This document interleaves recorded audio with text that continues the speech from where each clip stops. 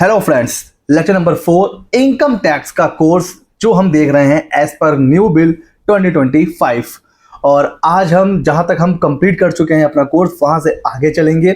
हमने कुछ बेसिक चीज़ें स्टार्टिंग के 3 लेक्चर्स में कवर करी थी और आज से हमारा लेक्चर जो चलेगा वो लेक्चर चलेगा हमारी अपनी हैंडबुक जो हमने स्पेसिफिकली डिज़ाइन करी हुई है सिर्फ और सिर्फ न्यू इनकम टैक्स बिल के हिसाब से।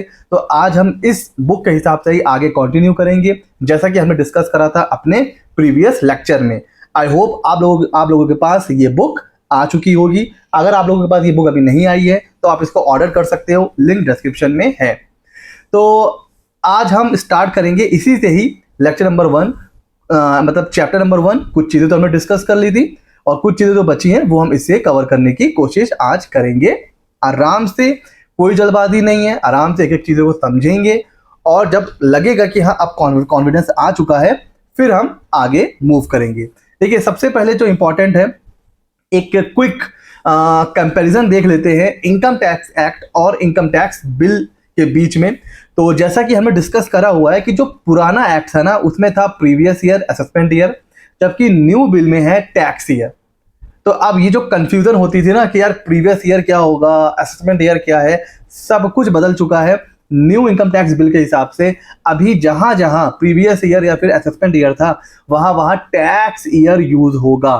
इसको हमने लेक्चर नंबर 2 में डिटेल में डिस्कस करा हुआ है, आप लोग देख सकते हो।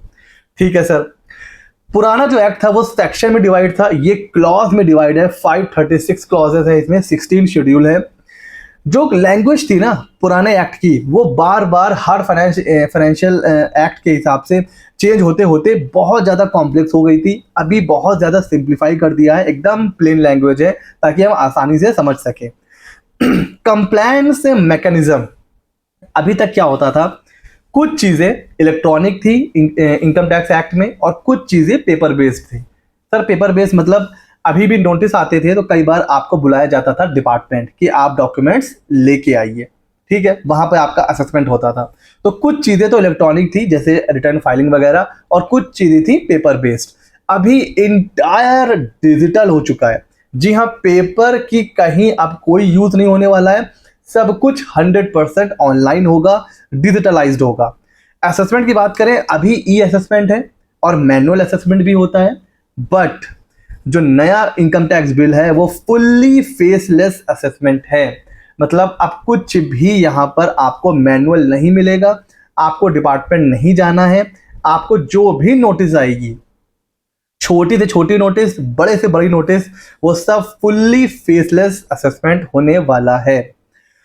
रेजिडेंशियल स्टेटस, इसको हमने डिस्कस करा हुआ था। ये पहले बहुत से डेफिनेशन थी, मल्टीपल टेस्ट थे, इस बार काफी सिंप्लीफाई है। अभी इसको हम लोग प्रैक्टिकली और डिटेल में कवर करेंगे।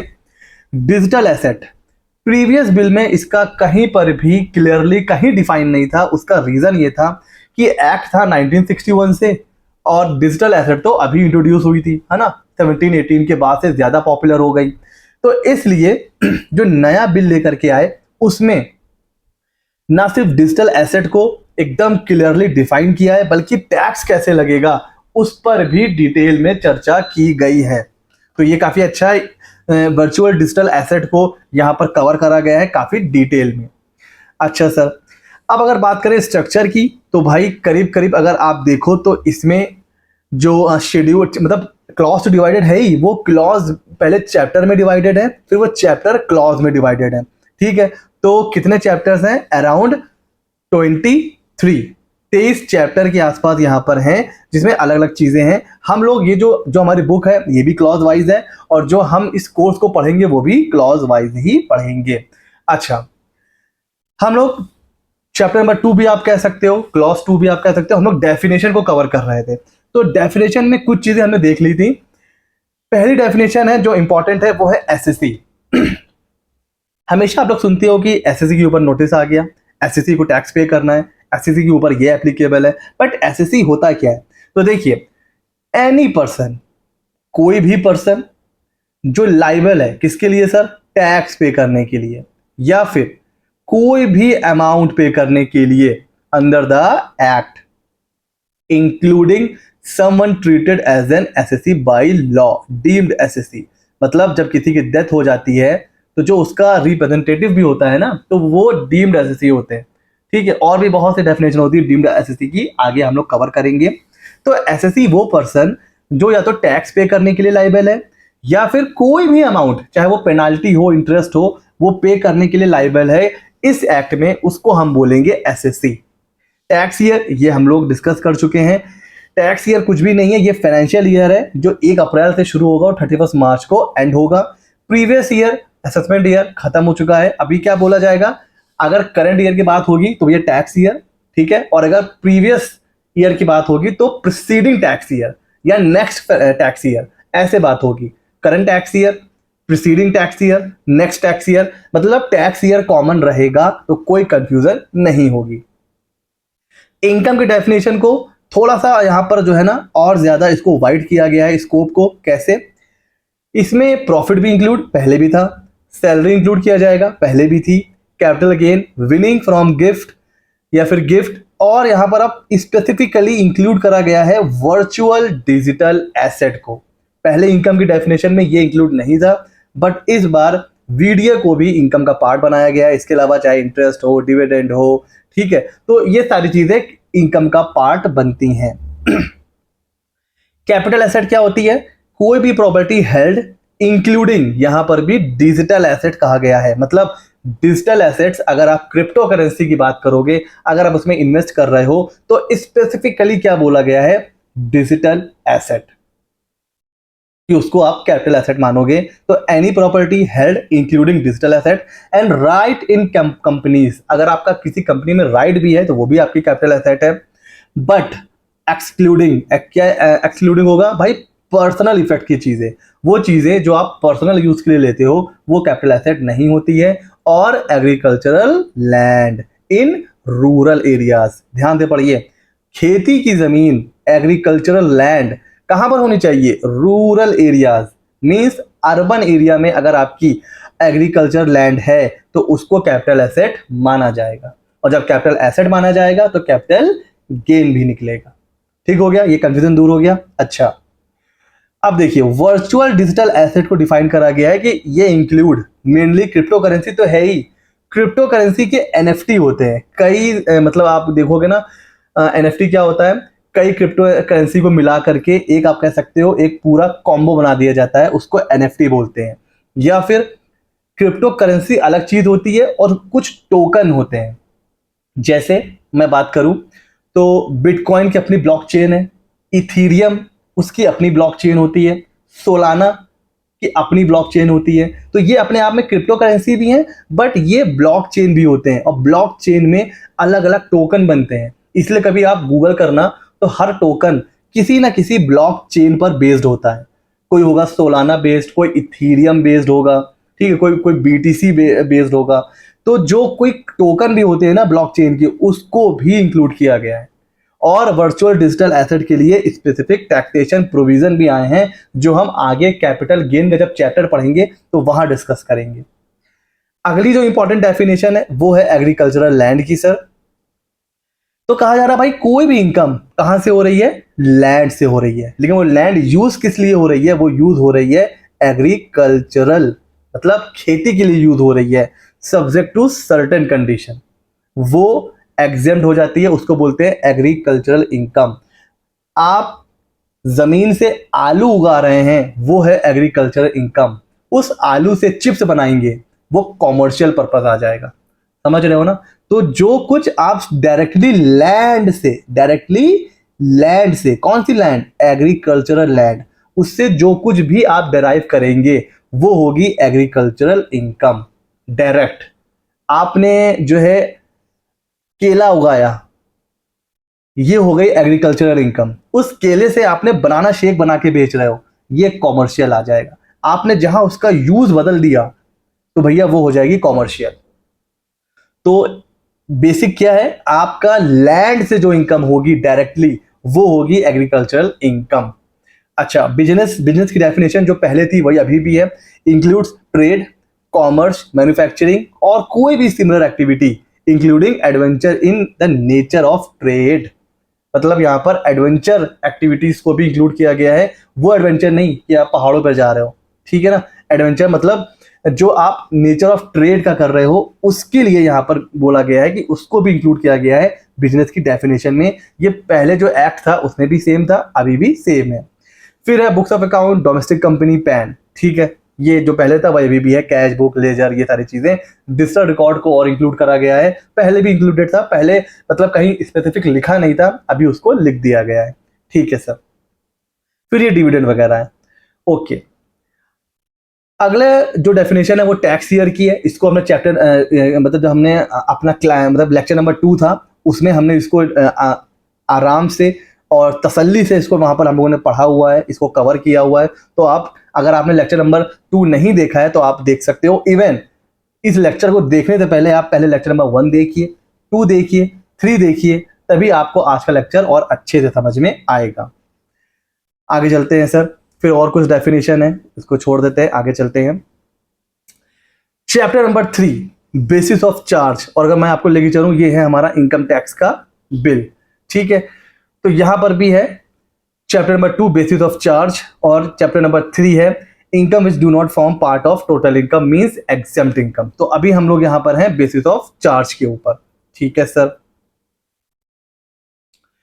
तो सबसे पहले देखिए क्लॉज 4 कहता है चार्ज ऑफ इनकम टैक्स, मतलब ये वो सेक्शन है जो हमें बताता है कि भाई इनकम टैक्स किसके ऊपर लगेगा और कहां कहां कैसे कैसे उसके ऊपर टैक्स की कैलकुलेशन की जाएगी।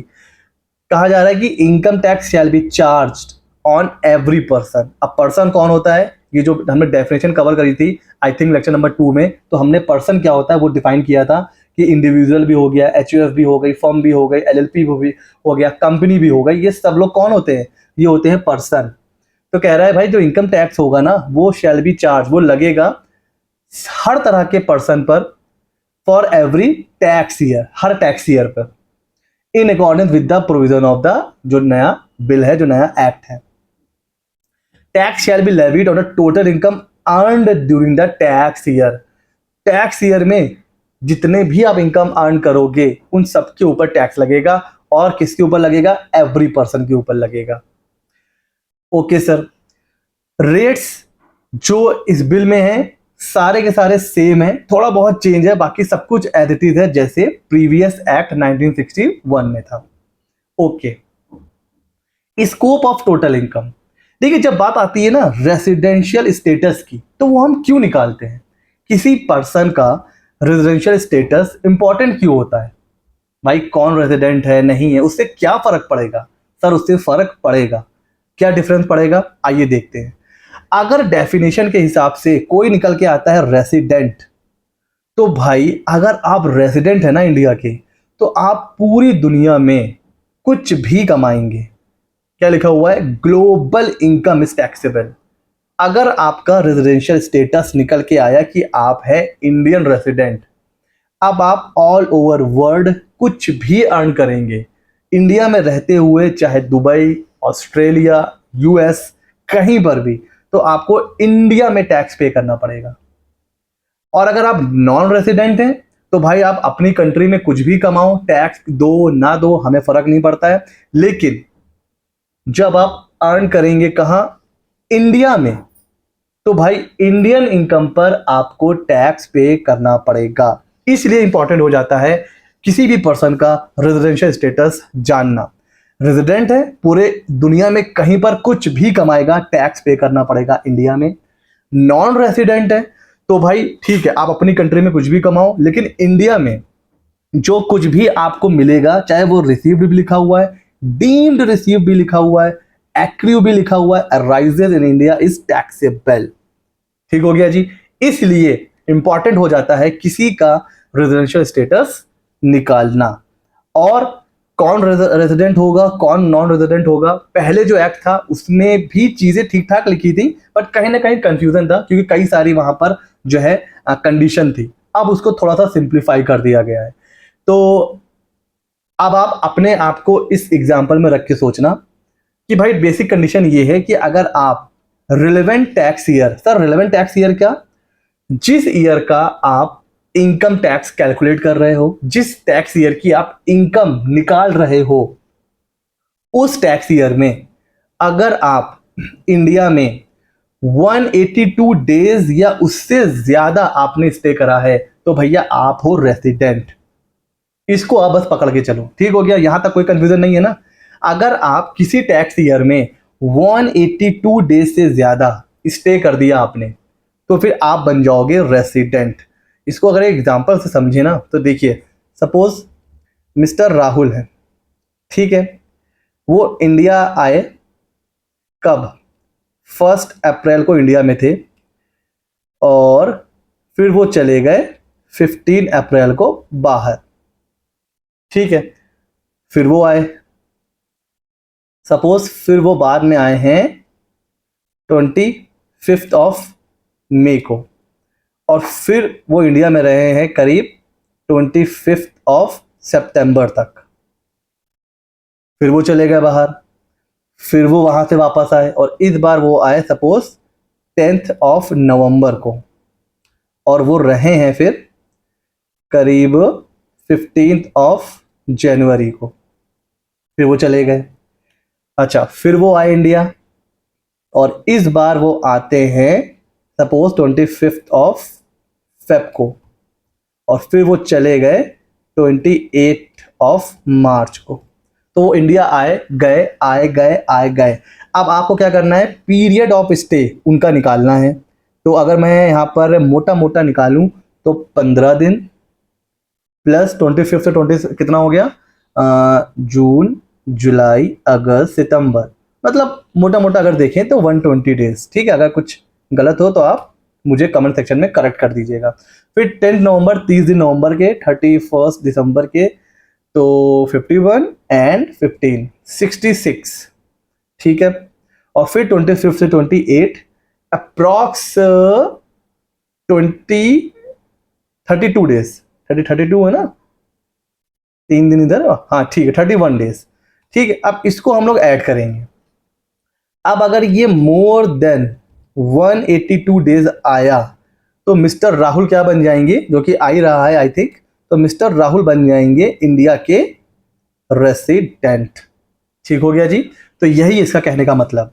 अच्छा, अब लेट सपोज मिस्टर राहुल जो हैं वो इंडिया में आए तो थे, लेकिन 1 अप्रैल से 15 अप्रैल तक रहे, फिर 25 मई को आए और 25 सितंबर को चले गए और उसके बाद वो आए नहीं। तो क्या सर अब ये नॉन रेजिडेंट बन जाएंगे? उसके लिए अब हमारे पास 2 और कंडीशन है। कह रहा है कि जिस टैक्स ईयर के आप देख रहे हो अगर उसमें वो रहा है 60 डेज या उससे ज्यादा, तो अगर मैं यहाँ पे निकालूं तो यस 60 डेज से तो ज्यादा रहे हैं, है ना, 60 डेज से तो यहाँ पे ज्यादा रहे हैं, ठीक है। तो ये मोर देन 60 डेज तो निकल के आ रहा है, ठीक है सर। और उस टैक्स ईयर के पिछले preceding 4 tax pending tax year में, पिछले 4 प्रीसीडिंग टैक्स ईयर में अगर वो 365 डेज से ज्यादा रहा, मतलब आप समझ रहे हो, ये कहना चाह रहा है सपोज आप कैलकुलेट कर रहे हो टैक्स ईयर 25-26 के लिए, तो इसमें तो आपने देखा तो ठीक है, मोर देन 60 डेज आ रहा है, ठीक है ना। अब पिछले और 4 साल मतलब 24 23 नहीं हाँ 5, फिर 2023-24, फिर 2022-23, फिर 2021-22, ठीक है ना, 22-23, हाँ। तो भाई टैक्स ईयर 25-26 में ठीक है मोर देन 60 डेज रहा और इन 4 सालों में अब आप देखोगे कि कितने दिन इंडिया में रहा। अगर इन 4 सालों में वो 365 डेज से ज्यादा रहा तो भी मिस्टर राहुल क्या माने जाएंगे, रेसिडेंट। तो 2 कंडीशन है रेजिडेंट की, एक जिस टैक्स ईयर में आप देख रहे हो उसमें 182 डेज से ज्यादा रहा, अगर ये कंडीशन सेटिस्फाई नहीं हुई तो अगर ये दोनों कंडीशन भी सेटिस्फाई हो गई तो वो रेसिडेंट माना जाएगा। ठीक हो गया, बहुत सिंपल है। अच्छा, अब यहां पर एक और कंडीशन है, उसमें क्या कहता है, ये कंडीशन है फॉर इंडियन सिटीजन या फिर person of Indian origin. Sir person of Indian origin कौन होते हैं? जैसा कि हमारे पास एक एग्जांपल है इस समय ऋषि सुनक जी का। ये कौन थे? अभी यूके के वो प्राइम मिनिस्टर बने थे। या फिर आप कह सकते हो सुनीता विलियम्स, इनको तो आप सब लोग जानते हैं। तो ये लोग कौन है? पर्सन ऑफ इंडियन ओरिजिन है, जो इंडिया में पैदा हुए हैं या फिर इंडियन सिटीजन हैं, रहते बाहर हैं, कमा बाहर रहे हैं, बट हाँ हैं इंडियन सिटीजन। उनके केस में क्या, ये जो कंडीशन है ना 60 डेज वाली, बस इसको बढ़ा के क्या कर दिया है, 182 डेज कर दिया है। बस ये कंडीशन तो सबके लिए है, चाहे इंडियन रेजिडेंट हो चाहे ना हो, लेकिन अगर वो पर्सन इंडियन रेजिडेंट है तो फिर ये 60 डेज की जगह पर क्या हो जाएगा, 182 डेज। बाकी दोनों कंडीशन बराबर रहेगी। ठीक है। अच्छा, एक नया कॉन्सेप्ट आया है इस फाइनेंशियल जो नया इनकम टैक्स का बिल आया है, उसमें एक नया कॉन्सेप्ट आया है डीम्ड रेसिडेंट का। इसको हम डिस्कस कर चुके हैं, थोड़ा सा एक बार और डिस्कस कर लेते हैं। ये कह रहा है कि भाई अगर अबव कंडीशन सेटिस्फाई नहीं हो रही है तो भी एक इंडिविजुअल की बात हो रही है, ध्यान रखिएगा, पर्सन की बात नहीं हो रही है, इंडिविजुअल की बात हो रही है, वो डीम्ड टू बी रेजिडेंट माना जाएगा इंडिया का इफ वो इंडिया का सिटीजन है और इंडिया में कितना कमा रहा है, 15 लाख से ज्यादा कमा रहा है, और वो किसी और कंट्री में टैक्स पे करने के लिए लायबल नहीं है। ये तीनों कंडीशन अगर सेटिस्फाई हो रही है तो उसको रेसिडेंट माना जाएगा। और जब रेसिडेंट माना जाएगा तो क्या हो जाएगा sir, global income is taxable. इसीलिए ये प्रोविजन लाया गया है, क्योंकि क्या हो रहा था, जो लोग अमीर लोग होते हैं ना, अमीर लोग वो ज्यादा दिमाग लगाते हैं, उनके पास पैसा ज्यादा है, तो वो क्या करते थे, वो इंडिया आते तो थे, लेकिन वो 60 दिन से कम रहते थे इंडिया में पिछले टैक्स ईयर में, और पिछले 4 साल में 365 डेज से कम रहते थे। इंडिया आते जाते थे, फैमिली से मिलते थे, लेकिन ना इस कंडीशन में आते थे पहली वाली, और ना इन 2 कंडीशन में आते थे। तो इससे होता क्या था, वो बन जाते थे नॉन रेजिडेंट, और फिर जब नॉन रेजिडेंट बन जाते थे तो भाई इंडिया में टैक्स पे करना नहीं पड़ता था। अब क्या होगा भाई, अब क्या होगा ये जो हाई इनकम इंडियंस है ना, जो अपनी रेजिडेंसी को अवॉइड कर लेते थे और टैक्स का बेनिफिट उठाते थे, उनके ऊपर लगाम रखने के लिए कि भाई आप इंडियन सिटीजन हैं और इंडिया में आप कितना कमा रहे हैं, 15 लाख से ऊपर कमा रहे हैं, और आप किसी और कंट्री में टैक्स पे करने के लिए लायबल नहीं है, आप बन जाएंगे रेजिडेंट। और जैसे ही रेजिडेंट बनेंगे तो भाई 15 लाख आप इंडिया में कमा रहे हो, इसके ऊपर तो आप टैक्स पे करोगे ही करोगे, चाहे रेजिडेंट हो या ना हो। लेकिन फिर आप कहीं पर भी कुछ भी कमाओगे, आपको इंडिया में टैक्स पे करना पड़ेगा। और इसके अलावा कोई ऐसा इंडिविजुअल है जो ऊपर कोई भी कंडीशन सेटिस्फाई नहीं कर रहा है, उसको हम मानेंगे नॉन रेसिडेंट। अच्छा, HUF फर्म AOP BOI इसको कब मानेंगे, तो ये कंसीडर करी जाएंगे resident in India if control and management of its affair is Holi और पार्टली सिचुएटेड इन इंडिया। समझ रहे हैं आप?